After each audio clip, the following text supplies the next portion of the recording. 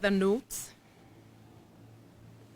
before then, Samahani, the government has entered into a public-private partnership with militia to cripple freedom of assembly and protests.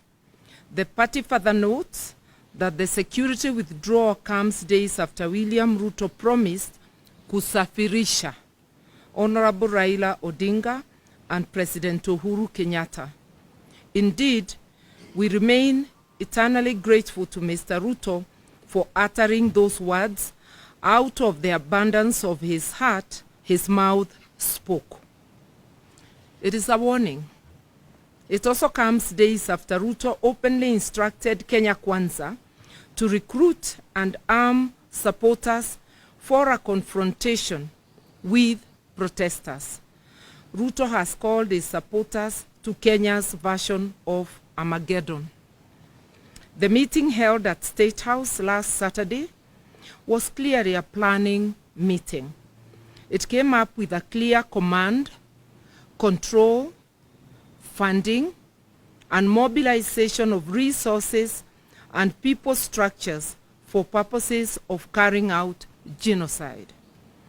Its resolutions are already being implemented in various parts of the country, where some governors are mobilizing people to counter protesters. It is also taking the shape of greater surveillance being conducted around our leaders' homes and offices, which are being surveyed by people in unmarked vehicles. What Ruto decreed in State House last week is part of what is going on in Sondu, Kericho, and Kisii, Kericho boundaries, where an ethnic militia is being armed against local communities. The militia has protection of the police. The events in Sondu are expected to be replicated in other parts of the country in coming days. We further take note that although Kenya is not at war, all police and other security officers have been recalled from leave to deal with protesters. The provisions of the Constitution on the right to protest notwithstanding, Ruto is at war, not just with Azimio, but with the entire Kenyan population, especially those who do not support him. We appeal to our neighbors in the region not to join Ruto's war against Kenyans. Our neighbors must not supply Ruto with tear gas and ammunition to fight Kenyans. Our crime is only that we have challenged Ruto to bring down the cost of food, reconstitute the IEBC in a way that includes all players, also to audit the last year's presidential elections, and to respect political parties. As leaders, we have reached the decision that we shall fear not those who kill the body, but are not able to kill the soul. So, even with the intimidation of withdrawal of security, Azimio confirms that the protests planned for Wednesday, tomorrow, Thursday, and Friday this week are on as earlier announced. We appeal to the police to be professional, to resist being turned into a killer squad for hire by politicians and a regime suffering acute legitimacy deficit. We appeal to our police to maintain their professionalism, that's once again, that has been seen from some of its members who have participated in UN missions across the globe, with enhanced individual careers, and who have lifted the image of our country. We appeal to them to resist being used to provide cover to tribal militia that kills people in the name of policing. A time comes when all the crimes will be answered for by everyone involved, including Ruto himself. They need to think and think again before committing these crimes against citizens. We remind Ruto and the entire police service that responsibility for protection of Kenya is not a shared duty. Under our constitution, the duty bearer is the state and the law enforcement agencies. As protesters, what is required of us is just to give a notice that we'll be having a procession. We have given adequate notice. It is their duty to ensure that no criminal elements infiltrate the protests and turn them violent. And in our experience, it is the police who have turned peaceful protests violent.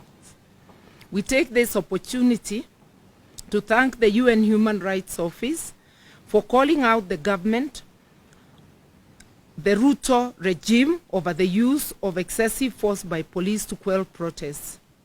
Indeed, the use of force has been unnecessary and totally disproportionate, and has included use of firearms and shooting with an intention to kill and actually killing.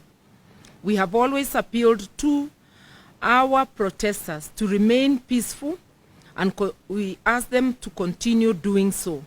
We urge our people to obey the law, respect private property and even public property in the course of protests. We maintain that we have always been peaceful until police decide to import violence, bullets and tear gas into our protests.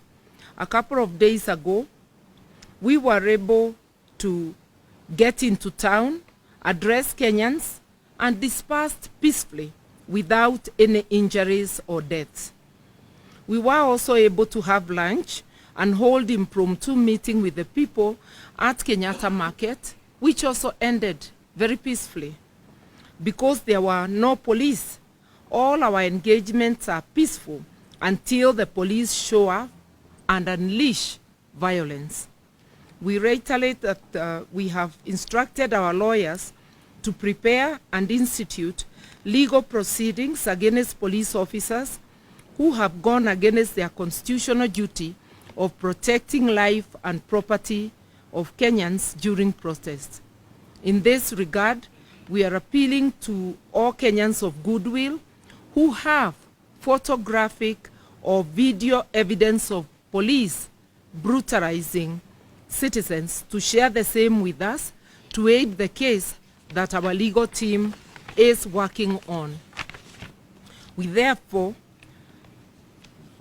We further ask Kenyans to resort to citizen journalism and photography and to film state officers, including police and politicians, who in the course of duty abuse and brutalize Kenyans. We appeal to Kenyans to take very seriously the unfolding chain of events. A new dictatorship is slowly taking root through nepotism, corruption, use of force, getting rid of opponents, and suspension of the constitution. We call on Kenyans to put on their old armor of courage and work to take their country back before this dictatorship takes firm roots. We encourage Kenyans to continue picketing, demonstrating, and protesting in their own ways, in their own local areas, as much as they can. Our voices must be heard. In Nairobi, we will have 3 convergence points: Joseph Kang'ethe grounds, Kamukuji grounds, Jacaranda grounds. Further, at midday tomorrow, we ask Kenyans to come out of their homes and bang sufurias, pots and pans to signify lack of food. The Sufuria movement kicks off tomorrow and continues until the battle is won. At that hour of midday, we also call on motorists to stop wherever they are on the highways and roads and to hoot and flash lights in support of this movement. We encourage Kenyans to continue appending their signatures against Ruto and Gachagua and the entire regime. We are pleased to announce this morning we have hit over 6 million signatures.